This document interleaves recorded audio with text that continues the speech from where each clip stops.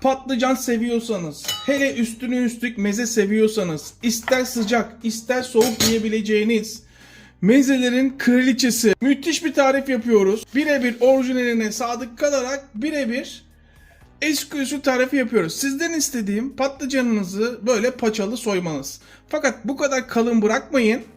Sizden istediğim daha ince çizgiler. Ortadan ikiye bölmenizi istiyorum. Çok daha hızlı mezeyi çıkartacağız. Suya koymayacağız. İsteyen suya da koyabilir. Bakın patlıcanı ilk başta uzunlamasını ikiye böldüm.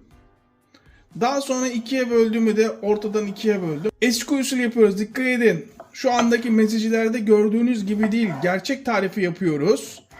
Neden Koray 2 boğum büyüklüğünde büyük kesiyoruz? Bir kez daha bakalım patlıcanın büyüklüğüne. Bakın ikişer boğum büyüklüğünde, parmak büyüklüğünde. Neden? Çünkü kızartırken küçülecek. Çok lezzetli olduğunu göreceksiniz. Bakın bir tanesini kestikten sonra her tarafının tuzlandığını emin olmak için karıştırıyorum. Bir tane fireden var. Kaçana tutmayacaksın. Bırak gitsin. Daha sonra üstünü kapatıyorum ve patlıcanı köşeye alıyorum.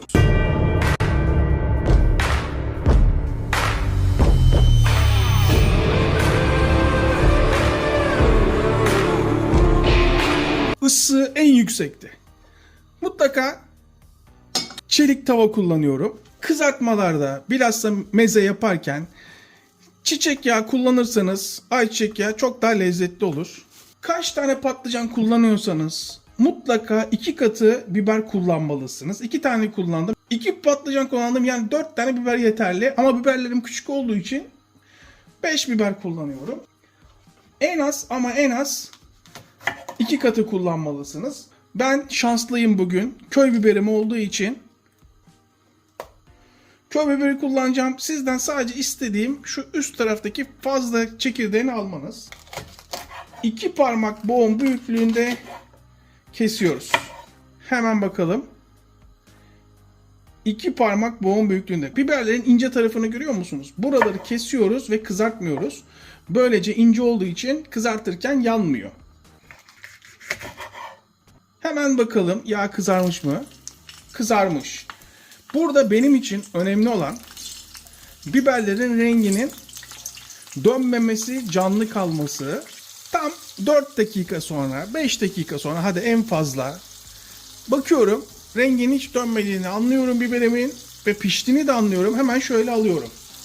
Dikkat ederseniz kesinlikle ama kesinlikle kağıt havlu veyahut da başka bir herhangi bir şey kullanmıyorum. Yağ ile birlikte alıyorum. Unutmayın, altın kural, meze yağlı olur. Yemek yapmıyoruz. Kağıt havlunuzla şöyle üstünden hem fazla terini alırsınız hem de tuzunu almış olursunuz.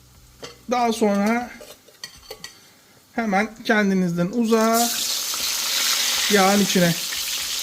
Fakat sizden istediğim tavayı çok fazla doldurmayın. Böylece patlıcanlar eşit şekilde pişsin ve lezzetli bir şekilde pişsin. Kızardığına inandığım anda hemen patlıcanları şöyle alıyorum. Altın sarısı olduğu anda alabilirsiniz. Kamera sizi yanıltıyor olabilir. Hemen şöyle alalım. Yine aynı şekil. Kesinlikle şöyle yağını akıtıp direkt alıyorum. Kağıt havluyu falan koymuyorum. Meze yağlı olur. Peki kestiğimiz patlıcanın büyüklüğünü görüyor musunuz?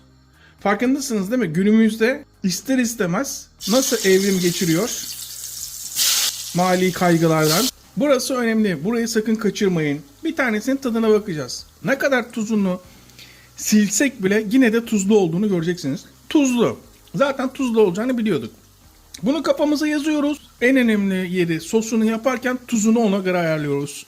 Orantılayacağız, unutmayın. Maç seyrediyorum. New York City, Orlando City maçı. İlk yarı beraber oynadık. Belki bakın televizyonda açık esasında. Şuradan görebilirsiniz. Görebiliyor musunuz? New York City, Orlando City 0-0. İlk yarı 0-0 oynadık. Bazıları bu saatte maç mı olur filan diyor. Televizyonda da açık ama televizyonu gösteremiyorum. Çünkü o zaman telif yiyoruz. Ben kahvemi içiyorum. Bir 15-20 dakika maça bakacağım. Ondan sonra sosunu yapacağız. Tavada kullandığımız yağ hatırlıyor musunuz? Artık bu yağ ile işimiz bitti. Bir kere kızarttığımız için tekrar bu yağı kullanabiliriz. Bakın sosu yaparken mutlaka aynı tavayı kullanırsanız inanılmaz lezzetli bir sos elde edersiniz. Başka bir tarifte kullanacağız. Kafalarda soru işareti kalmaması için zeytinyağı, şöyle yarım çay bardağı zeytinyağı. Sosu mutlaka zeytinyağı ile yapıyoruz. Sarımsak, salla, hop yine açta kaybediyoruz. Gerçi bugün çok mutluyum. Hayatımda olan iş bazında düşünebilirsiniz. Arkadaşlık bazında düşünebilirsiniz. Bir mikroptan yıllar sonra kendimi kurtardım. Yani bildiğiniz mikrop hayatı boyunca yalan söylemiş, devamlı yalanlar üzerine hayatını kurmuş. Tabii ki bir elin parmaklarının hepsi bir değil ama bir Kıbrıslı gördüğünüz zaman arkanıza bakmadan kaçın. Sarımsağı kestikten sonra yağın içine atıyorum. Yağ orada ısınırken size de tavsiyem hayatınızı sömüren, hayatı boyunca yalan konuşmuş insanlardan uzak durmanız. Soğanlar da içine. Şimdi burada benim için önemli olan sarımsakların iyice renginin dönmesi, soğanların 2 dakika boyunca yağda ölmesi. Bakın patlıcanım tuzlu olduğu için şu anda kesinlikle soğana tuz atmıyorum. Normalde yemek tarzını bilenler tuz atacağımı bilir soğan attıktan sonra. Ama şu an atmıyorum, dikkat. Soğanların belirli bir kıvama geldiğini anladıktan sonra 1 yemek kaşığı domates salçası. Domates salçası eklememizin nedeni mezemizin dolapta çok daha fazla uzun süre dayanmasını sağlamak için ve tabii ki lezzet vermek için. Tam 2 dakikada hiç durmadan karıştırıyorum. Salça içinde tamamen dağılıyor ve tamamen sos halini alıyor. Şimdi burada sizden domates istiyorum. En az 3 tane kullanıyorsunuz. En az 3 tane. Ve sizden istediğim sadece domatesi ortadan 2'ye bölüp sonra tekrar 2'ye bölmeniz. Sadece domatesleri 4 eşit parçaya böldüm. Domates işin içine girdiği anda hemen şeker. Şöyle 2 çay kaşığı şeker. Şeker kullanmamızın nedeni bilinenin aksine asit oranını eşitlemek için kullanılır denir ya. Fakat esasında doğrusu tamamen lezzet vermesi için kullanılan şekeri katıyoruz. Öyle asitle falan alakası yok esasında. Bakın hiç daha baharatlarını katmadım, görüyor musunuz? Altını kısıyorum ve kapağını kapatıyorum. Sizden 20 dakika kısık ateşte yavaş yavaş sosun pişmesine izin vermenizi istiyorum. 15 dakika sonra beraber açıyoruz.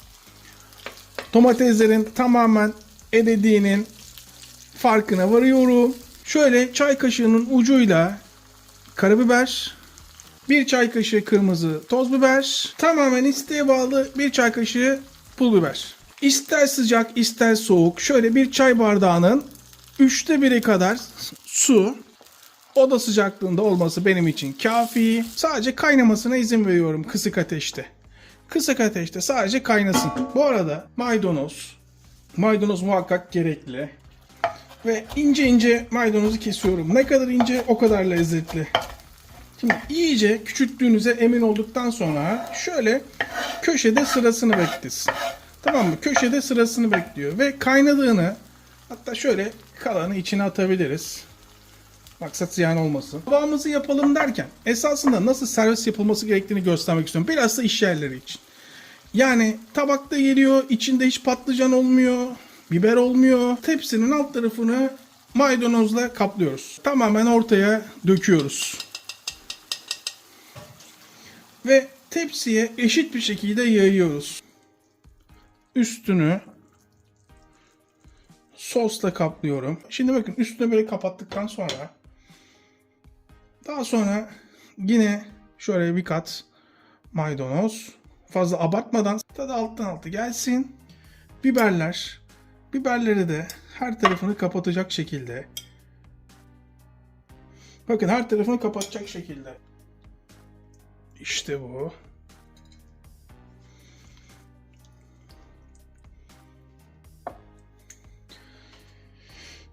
Üstüne tekrar maydanoz. Bana sorarsanız tablo gibi. Michelangelo, Da Vinci, Picasso. Ali Koç ayağa kalk. Ustan geldi. Artık soğudu. Beraber açabiliriz. Tabi isteyen soğumadan da deneyebilir. hepsinin nasıl eşit geldiğini kendi gözlerimizle göreceğiz.